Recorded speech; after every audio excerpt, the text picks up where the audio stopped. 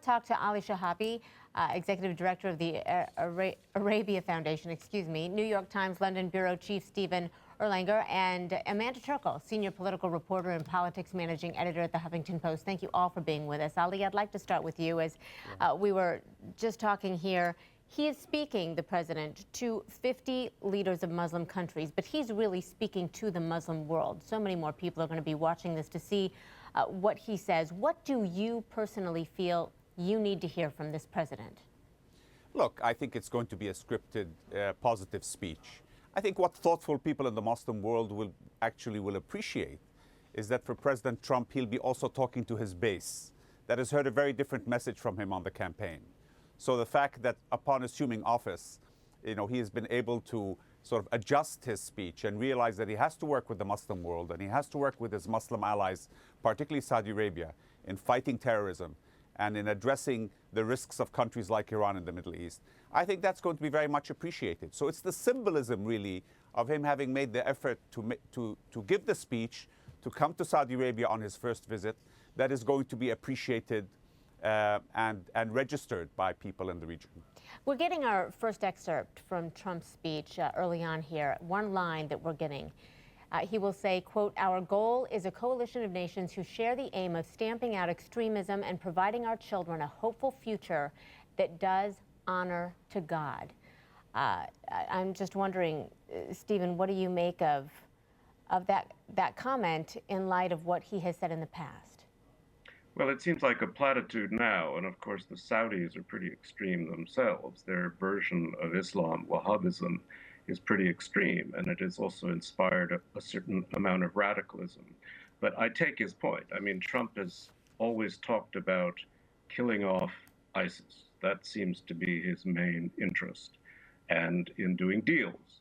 And Saudi Arabia is very useful for both reasons. And then he's made a big point throughout the campaign and still of a wariness about Iran and Iran's interests. This pleases the Saudis enormously.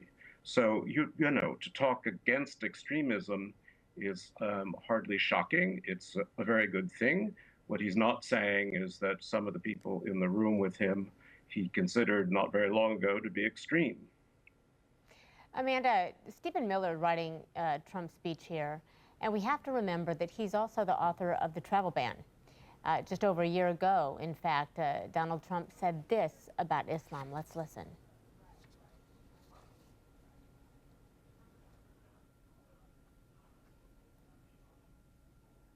I think Islam hates us. There's something there that there's a tremendous hatred there. There's a tremendous hatred. We have to get to the bottom of it. There is an unbelievable hatred of us. In Islam itself? You're going to have to figure that out.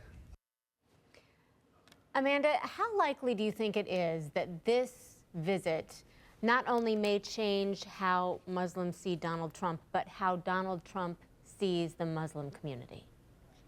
I mean, I don't think it's going to change a lot. We keep hearing about how Donald Trump wants to reset, but then a few days later he'll tweet something else.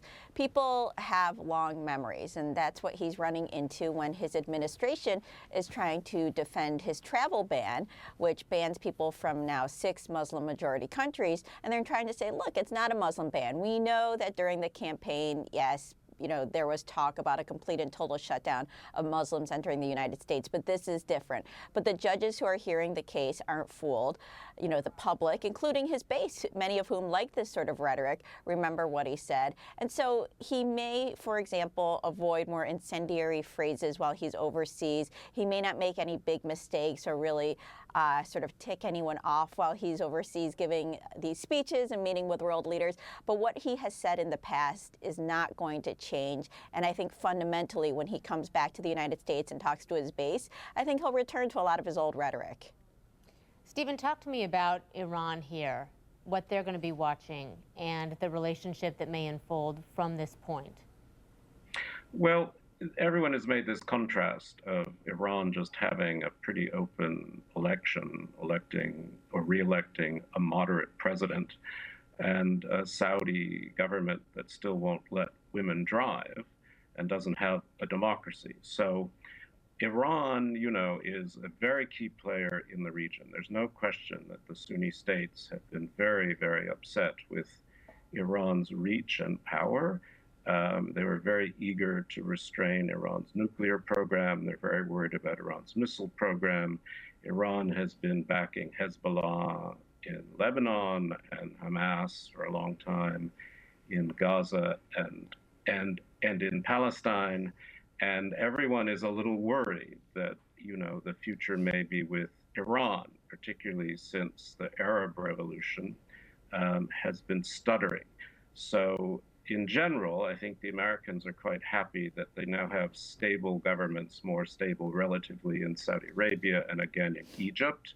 They're worried about Jordan. Israel's happy that the, Arab Spring has turned to a kind of winter. Everyone's preoccupied with Syria but doesn't want to talk about it. And Iran is a big player there. So it's very hard for the United States to ignore Iran. And I think it was a good sign that the Trump administration did not renege on the nuclear deal with Iran. It is trying to pump up sanctions on things like missiles. But the election of Rouhani is, I think, quite a good sign.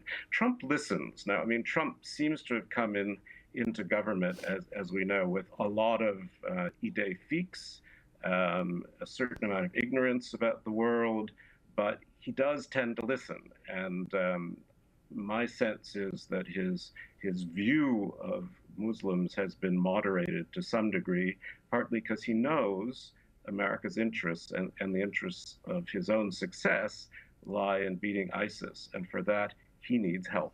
And because of that, Ali, do you think part of the intent of this speech will be to urge Muslim leaders to be more vocal in their rejection of radical Islam? And if so, how would that be received? If I can just first make a comment about Stephen's point. Yes, I find go it ahead. rather surprising when people call Iran a democracy, when Iran is ruled by a supreme leader that nobody's elected.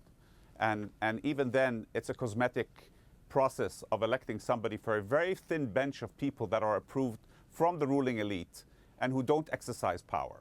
So Iran goes through this charade every 4 years of a so-called democracy, but the supreme leader is the ultimate ruler, and the Revolutionary Guard is the most powerful force in the country, again not elected.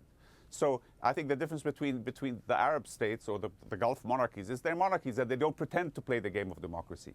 Iran plays that, and then a lot of gullible people in the West call them a democracy. And that is a major fallacy, really. Now, as to the speech, the Muslim countries, and particularly in the Gulf and led by Saudi Arabia, are on the front line of fighting ISIS. ISIS is looking to Saudi Arabia as its ultimate target. A caliphate won't work unless you have the holy places. So they understand that they have to fight radicalism. They understand that they have to fight terrorism, and they've been fighting it, actually. People don't fully understand and appreciate the efforts that have been made over the last 15 years. Yes, there are sort of radical theologians, and there is a reactionary religious establishment, and there's a lot of literature that is unacceptable to the Western world, and the governments are working on tempering that. But these things have to be done gradually so that you don't provoke a overreaction like the Shah of Iran did, and look what we got after that. So I think that there is quite a total agreement between the United States and between countries like Saudi Arabia that they have to fight radicalism and they have to fight terrorism, and they're working very well together. I've had senior officials tell me, for example, in the last few years, that the Saudi-U.S. intelligence cooperation is among the best in the world, and that is fighting terrorism. So there is that understanding that they are very vocal. You don't hear local media. I think if the Western media looked at what the local media and press and messaging is said in local languages, like in Saudi Arabia, they'd be pretty surprised. Because in Saudi Arabia, there's a very active program to take on radicalism and to take on messaging, and frankly, arresting clerics that refuse to do that. So it's a top priority, and I think the Americans understand that. And also, that's why President Trump is there. Remember, President Trump hired very experienced people around him.